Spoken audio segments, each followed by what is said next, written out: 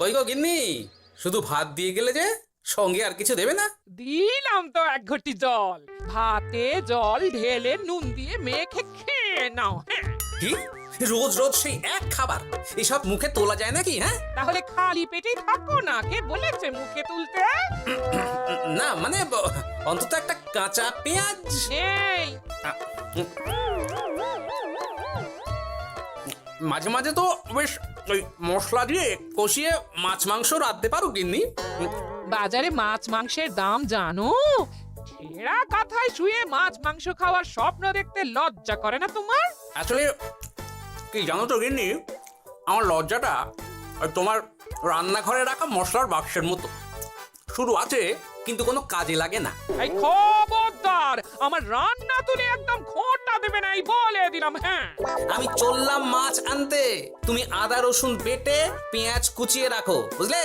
বলি পয়সা কোথায়? লাগবে না, মাছ খেতে হলে পয়সা নয় গিন্নি, বুদ্ধি লাগে, বুদ্ধি, বুঝলে? বুদ্ধির বদলে মাছ কোন দোকানদার দেয় গো?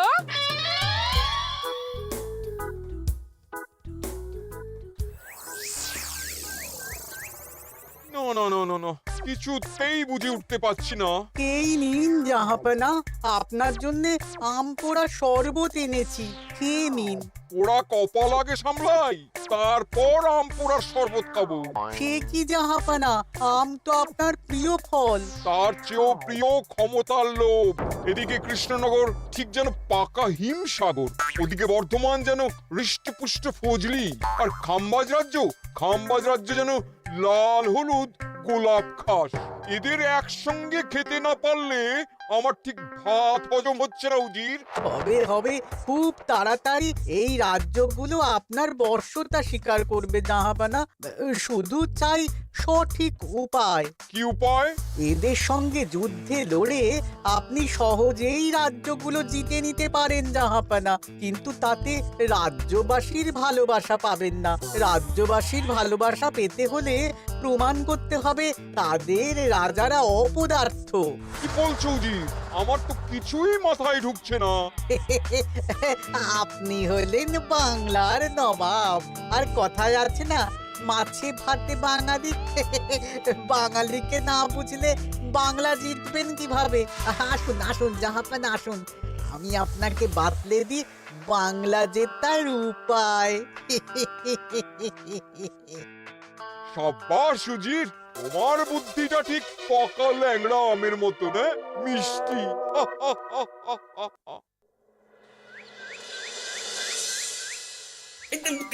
ধর ধর ধর ধর ধর, এই পায়ের নিচ দিয়ে গলে গেল, ধর ধর ধর ধর। বিশাল বড় মাছ গো গোপাল দাদু, একেবারে পাকা শোল। ছাড়বে না গোপাল দাদু, আজ রাতে আমরা জমিয়ে মাছ ভাত খাবো। খেতে তো হবে শোল মাছের ঝোল আর তেল কই। তোদের দিদাকে বড় মুখ করে বলে এসেছি, এই, ধরেছি।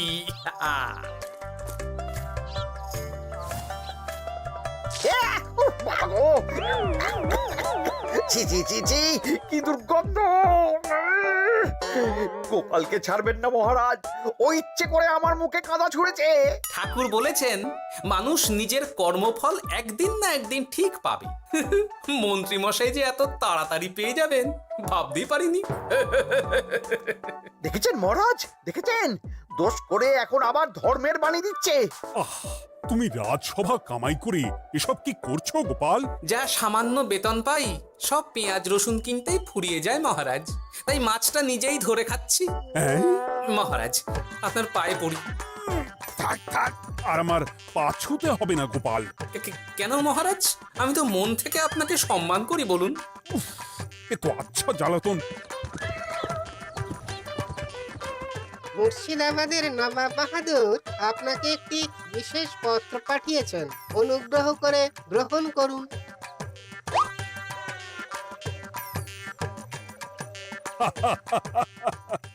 এ তো দারুণ আবদার। যাবো যাবো, আমি অবশ্যই যাব। কোথায় যাবেন মহারাজ? নবাব বাহাদুর লিখেছেন আগামী পরশু তার প্রাসাদে অতিথি হয়ে যেতে, তবে খালি হাতে নয়, সঙ্গে করে একটি জ্যান্ত মাছ নিয়ে যেতে। উপহারে জ্যান্ত মাছ? নবাব বাহাদুরকেও আমার মতন জল দিয়ে নুন ভাত খেতে হচ্ছে নাকি? নবাব হোক বা ফকির, সবার গিন্নি সমান। কিন্তু সঙ্গে করে কি মাছ নিয়ে যাওয়া যায়? ভেটকি, চিতল নাকি কাতলা? আচ্ছা, আগামীকাল রাজসভায় আমি সবার মতামত শুনবো। গোপাল, আগামীকাল ঠিক সময় চলে এসো কিন্তু। আগে যাব মহারাজ, শুধু আমার বেতনটা। ভেবে দেখবো। চল রে, আজ অনেক মাছ পেয়েছি। চল চল চল।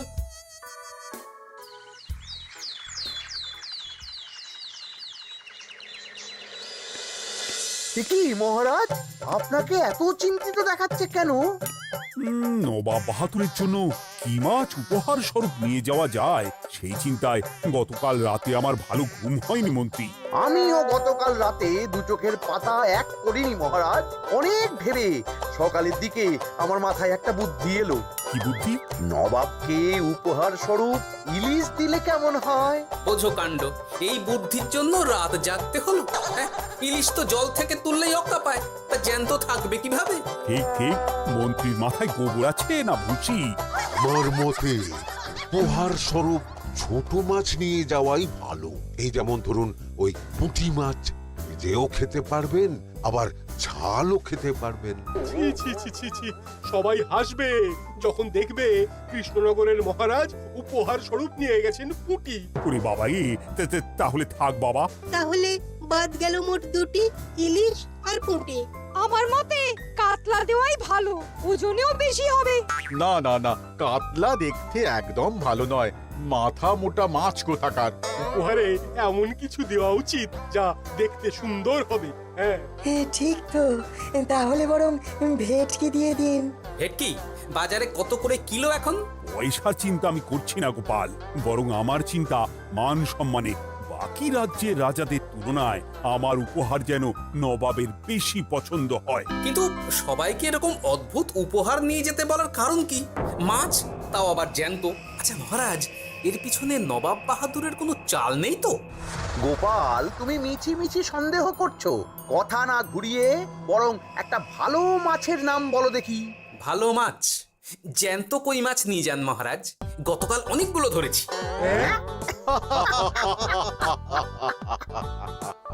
কি, এত ভালো ভালো মাছ থাকতে আমি শেষে কই মাছ নিয়ে যাব? তুমি সমাধান না দিয়ে উল্টে মজা করছো গোপাল। দূর হয়ে যাও, দূর হয়ে যাও আমার চোখের সামনে থেকে। আগে ভাড়ামো করার জন্যই তো মাস গেলে বেতন পাই মহারাজ। মানে কি বলতে চাইছো গোপাল? নবাব বাহাদুর কি চান সেটা আমরা সবাই জানি, তাই বলছি মাছের গর্তে হাত ঢোকানোর আগে পরীক্ষা করে নেওয়া উচিত ভেতরে সাপ আছে কিনা।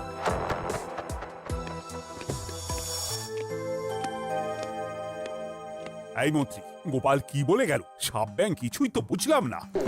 ছাড়ুন তো গোপালের কথা, আমরা বরং মাছ নিয়ে আলোচনা করি। আমার মতে জ্যান্ত ভেটকি নিয়ে যাওয়াই ভালো। আমাদেরও ওই ভেটকিতেই মত আছে। বেশ, এই নাও 100 মোহর। বেছে বেছে সবচেয়ে বড় ভেটকিটা বাজার থেকে কিনে আনো মন্ত্রী। তারপর তাকে রূপোর গামলায় জল ঢেলে রাখো।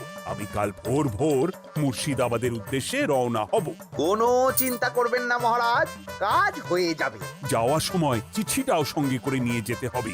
নবাবের হুকুম।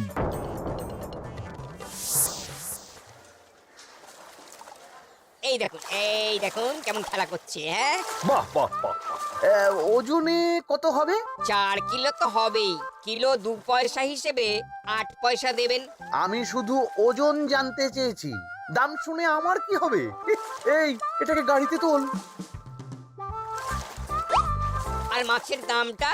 মুর্শিদাবাদের নবাবকে আমাদের মহারাজ এই ভেটকিটা উপহার স্বরূপ দেবে। তোর ভাগ্য ভালো যে মাছটা তুই ধরে এনেছিস। আবার টাকা কিসের রে? আয় রে আয় আয় আয় আয় আয়, আমার কত ক্ষতি হয়ে গেল।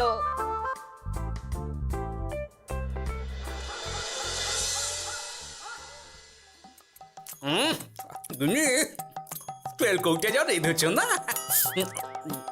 বলি বলি আর কটা মাছ আছে গো? আছে, তাতে আগামী 7 দিন হয়ে যাবে। হ্যাঁ, তাহলে কাল কই মাছের ঝোল খাবো, পরশু খাবো শোল মাছের কালিয়া। এসব খেয়ে খেয়ে জিভে চড়া পড়ে গেল। বাজার থেকে একটু ইলিশ ভেটকিও তো আনতে পারো। ইলিশের অনেক দাম গো গিন্নি, আর ভেটকি তো বাজারে প্রায় ওঠেই না। কে বলেছে তোমাকে? শুনলাম মন্ত্রী মশাই নাকি আজ বাজার থেকে সবচেয়ে বড় জ্যান্ত ভেটকিটা নিয়েছেন, হ্যাঁ? তাই নাকি? তার মানে আগামীকাল নিশ্চয়ই মহারাজ ওটা নিয়েই মুর্শিদাবাদ যাবেন। আমার মনটা বড্ড কু ডাকছে গিন্নি। না, এভাবে ছেড়ে দিলে হবে না, একটু পরীক্ষা করে দেখতে হবে। হাজার হোক এ রাজ্যটা তো আমারও। এত রাতে আবার কোথায় চললে গো, হ্যাঁ? দেখতে গর্তে সাপ আছে না মাছ। অ্যাঁ?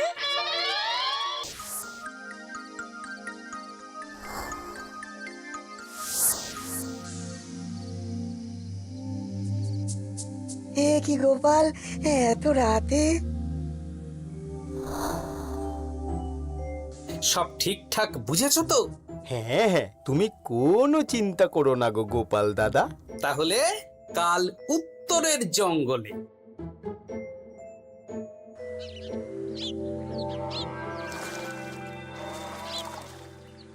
ভেটকি মাছটা রূপোর গামলায় রেখে গরুর গাড়িতে তুলে দিয়েছি মহারাজ। আর নবাব বাহাদুরের চিঠিটা?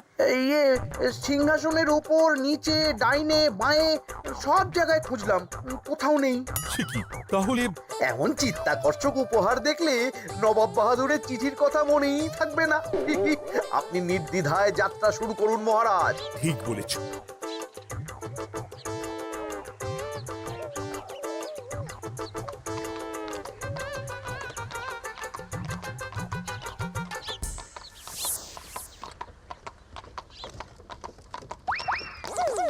ওই তো মহারাজের রথ এসে গেছে। এই যা যা বলেছি মনে আছে তো? আছে গো আছে, ভেটকি মাছের পাতুরি আর ঝোল দুটোই রাঁধবো, হ্যাঁ। আমার ফিরতে কদিন দেরি হতে পারে, বেশি দেরি হলে তোমরা খেয়ে নিও, এবার লুকিয়ে পড়ো।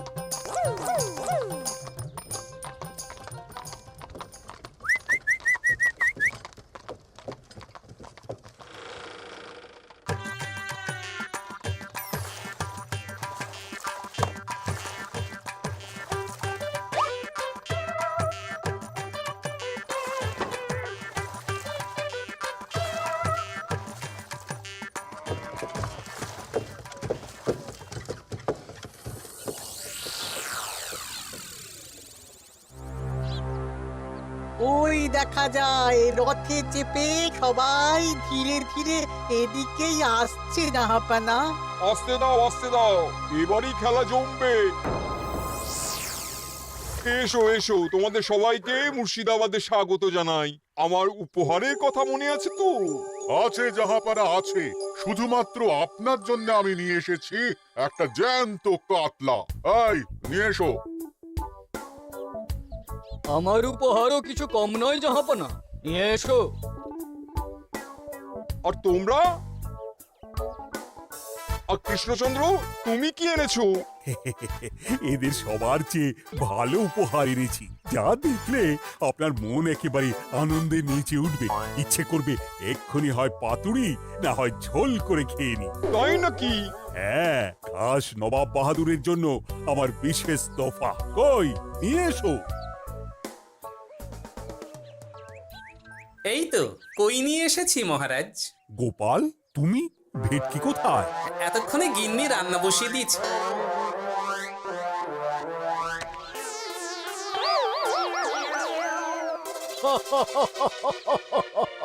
শেষে কিনা কই মাছ? আর কোনো মাছ খুঁজে পেলে না নাকি কৃষ্ণচন্দ্র? ছি ছি ছি, তোমার জন্য লজ্জায় আমার নাক কাটা গেল গোপাল। ফিরে গিয়ে আমি তোমার গর্দান নেব, এই বলে দিলাম। অনেক হয়েছে, এবার তোমরা সবাই আমার কথা মন দিয়ে শোনো। আমি তোমাদের সবাইকে একটা করে জ্যান্ত মাছ আনতে বলেছি একটি বিশেষ কারণে। তার আগে সবাইকে আমি জিজ্ঞাসা করতে চাই, আপনারা সবাই নবাব বাহাদুরের পাঠানো চিঠিটা মন দিয়ে পড়েছিলেন তো? হ্যাঁ পড়েছি। হ্যাঁ হ্যাঁ হ্যাঁ, আমরাও পড়েছি। বেশ, তাহলে তো তোমরা এই আমন্ত্রণের কারণটা জানো। তোমাদের আনা মাছেদের আয়ু যতদিন, তোমাদের রাজ্যের আয়ুও ততদিন। মানে আপনাদের মধ্যে যার মাছ যেদিন মারা যাবে, জাহাপানা তার রাজ্যটা সেদিন নিয়ে নেবে। আর যতদিন না আপনাদের মাছ মরছে, ততদিন আপনারা এই প্রাসাদেই থাকবেন। হ্যাঁ, এইরকম কিছু তো চিঠিতে লেখা ছিল না। কে বলেছে ছিল না? ওই জন্যই তো আমি সঙ্গে করে চিঠিটা আনতে বলেছিলাম। এনেছো? হ্যাঁ হ্যাঁ আমি এনেছি। এই যে এখানে তো কোথাও এরকম কিছু লেখা নেই। তোমরা হলে রাজা, রাজাদের সব সময় চোখ কান খোলা রেখে চলতে হয়। উজির, এই নাও।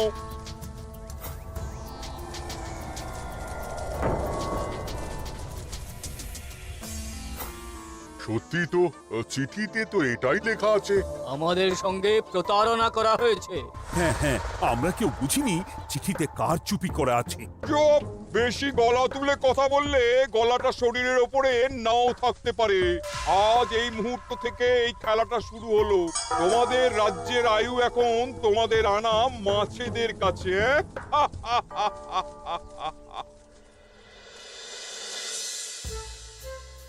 উজির, কার মাছের কি অবস্থা? আগে বাকিরা মোটামুটি সাঁতার কাটছেও, খাম্বাজ রাজার আনা কাতলা খাবি খাচ্ছে। মনে হয় খুব তাড়াতাড়ি যাবে। বাবা বাবা বাবা, এ তো খুব ভালো কথা। অপেক্ষা করি তবে। গেল গেল, আমার রাজ্যটা ভেসে গেল। গেছে মহারাজ, গেছে। আজ থেকে খাম্বাজ রাজ্য আমার। খাম্বাজ রাজাকে বন্দি করো। পাবদা রুইও ভেসে উঠেছে জাহাপানা। তোমাদের রাজ্য দুটো আমি খেলাম। বাকি রইল শুধু বর্ধমান রাজা চিতল আর কৃষ্ণচন্দ্রের কই। যা, আমারটাও গেল। আগে জানলে আমিও কৃষ্ণচন্দ্রের মতন জিওল মাছ আনতাম। কৃষ্ণচন্দ্র, নিজেকে এত চালাক ভেবো না। একটু দেরি হলেও একদিন না একদিন তোমার কইও ভেসে উঠবে। ততদিন তুমি আর গোপাল আমার প্রাসাদেই থাকবে, কেমন? এ তো উত্তম প্রস্তাব নবাব বাহাদুর। আপনার প্রাসাদের বিরিয়ানির কোনো তুলনাই নেই। অনেকদিন নুন ভাত খেয়ে আছি, আজ একটু বিরিয়ানি হবে নাকি? পেয়ে যাবে গোপাল। নবাবের প্রাসাদে অতিথিদের যত্নের কোনো ত্রুটি হবে না।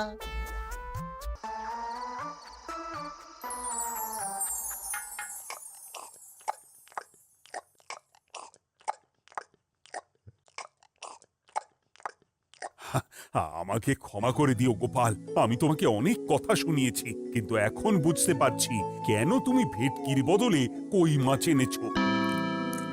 আহ, বিরিয়ানিটা যে রেঁধেছে না, বলছি এই নবাবের বাবুর্চিকে কোনোভাবে কৃষ্ণনগরে ধরে নিয়ে যাওয়া যায় না মহারাজ?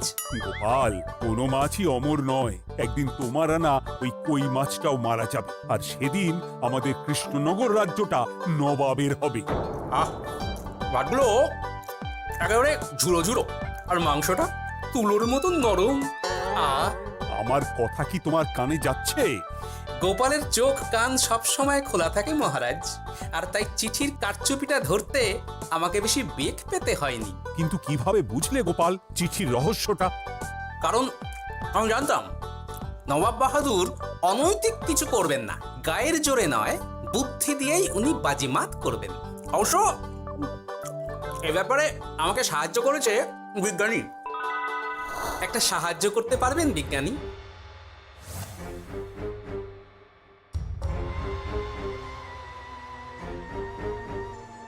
তোমার সন্দেহ একদম ঠিক গোপাল।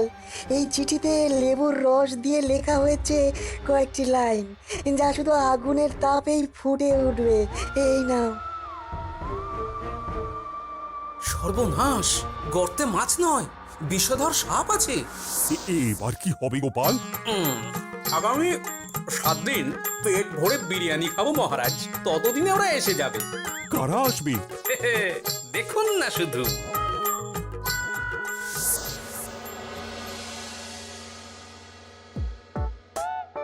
এই তোমার বুদ্ধি, দেখলে তো গোপাল এসে কেমন সবকিছুর উপরে জল ঢেলে দিল।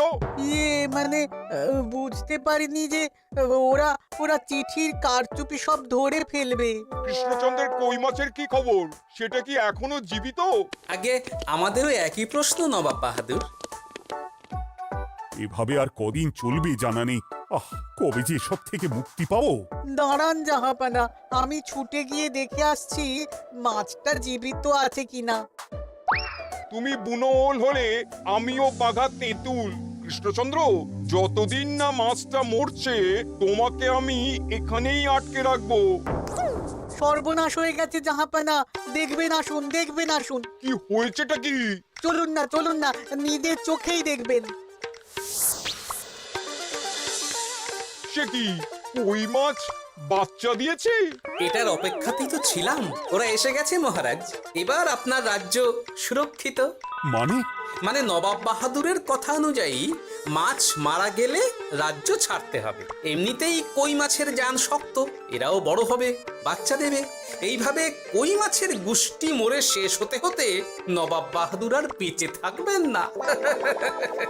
হ্যাঁ নয়, হ্যাঁ। বেছে বেছে ঠিক মা কই মাছটাকে নিয়ে এলে, এবার রাজ্যে ফিরি। কি লাভ, সেই তো নুন ভাত খেয়েই থাকতে হবে। না, আমি তোমার বেতন 10 গুণ বাড়িয়ে দেব, আর যাওয়ার সময় নবাবের বাবুর্চিকেও ধরে নিয়ে যাব। আজ থেকে তুমি শুধু বিরিয়ানি খাবে। জয় জয় মহারাজের জয়, জয় কই মাছের জয়।